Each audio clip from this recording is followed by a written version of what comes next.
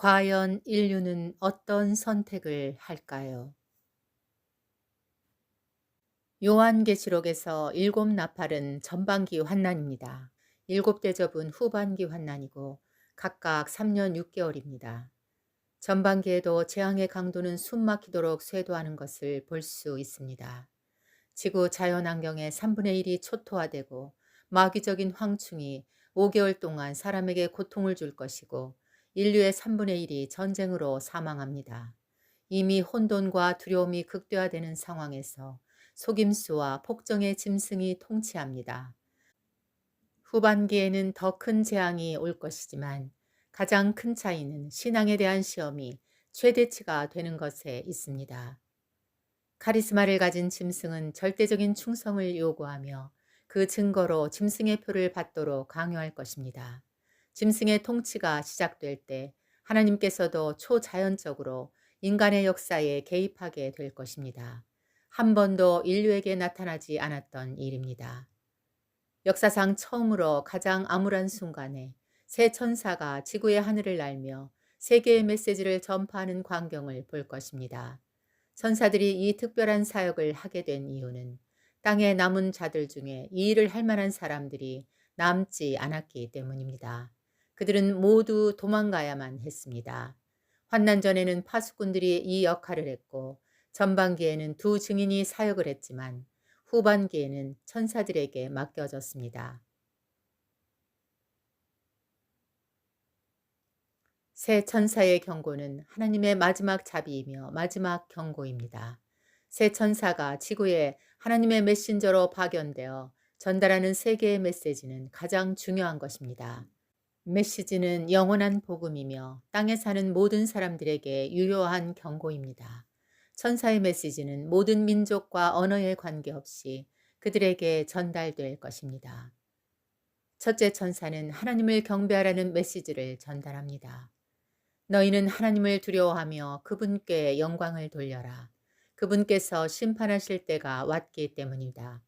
하늘과 땅과 바다와 샘물들을 만드신 분께 경배하라. 인류는 이제 짐승의 우상에게 절하며 경배할 것이기 때문입니다. 짐승을 경배하는 이런 행동은 돌이킬 수 없는 반역이 될 것입니다. 천지를 창조하신 하나님 대신에 경배를 대체할 것은 세상에 아무것도 존재할 수 없습니다. 그럼에도 불구하고 인류는 끊임없이 하나님 대신에 우상과 재물에 경배하여 왔습니다. 그러나 하나님께서는 한 권의 책처럼 나의 영혼을 순간에 보십니다. 두 번째 천사는 두 번째 메시지를 전합니다. 무너졌다. 큰 바벨론이 무너졌다. 이 바벨론은 자기의 음행으로 빚은 진노의 포도주를 모든 민족에게 마시게 했다. 바벨론은 사람들을 타락시키는 세상의 모든 거대한 죄악들입니다. 사치와 돈과 상품들과 우상들과 각종 쾌락들입니다. 세계의 메시지 중에 바벨론이 포함된 것은 인류가 타락한 세속주의 문명에 깊이 빠져 있다는 사실을 말해줍니다. 인류를 타락시키는 도시 바벨론은 고대부터 모든 시대에 존재하여 왔습니다. 바벨론은 벽돌 하나도 찾을 수 없을 정도로 완전히 파괴될 것입니다. 세 번째 천사가 마지막 메시지를 선포합니다. 누구든지 그 짐승과 그 우상에게 경배하고 자기 이마나 손에 표를 받으면 그도 역시 하나님의 진노의 포도주를 마시게 될 것이다. 이 포도주는 하나님의 진노의 잔에 아무것도 섞지 않고 부은 것이다. 이런 자는 거룩한 천사들 앞과 어린 양 앞에서 불과 유황으로 고통을 받게 될 것이다. 그들에게 고통을 주는 그 연기는 영원히 올라올 것이다. 그리고 그 짐승과 그 우상에게 경배하는 사람들과 그 짐승의 이름을 뜻하는 표를 받은 사람은 낮에도 밤에도 쉼을 얻지 못할 것이다. 세 번째 메시지는 첫째와 두 번째 메시지에 비해 두세 배 더 긴 구절을 포함하고 있습니다. 세 번째 메시지가 가장 중요하다는 사실을 암시하고 있으며 마지막 경고입니다. 하나님의 진노가 이들에게 집중될 것입니다.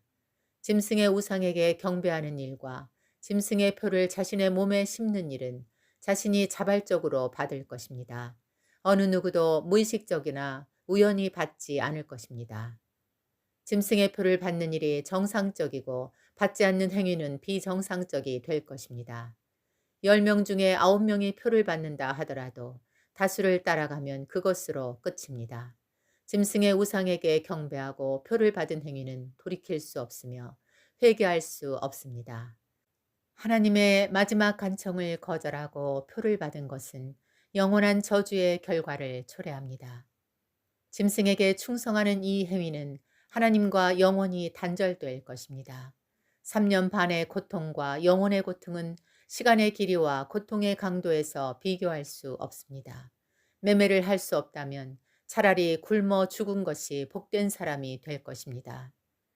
과연 인류는 어떤 선택을 할 것인가요? 당장 눈앞에 있는 음식과 안락함을 선택할까요? 잠시의 고통을 견디고 영원한 기쁨을 누리게 될까요?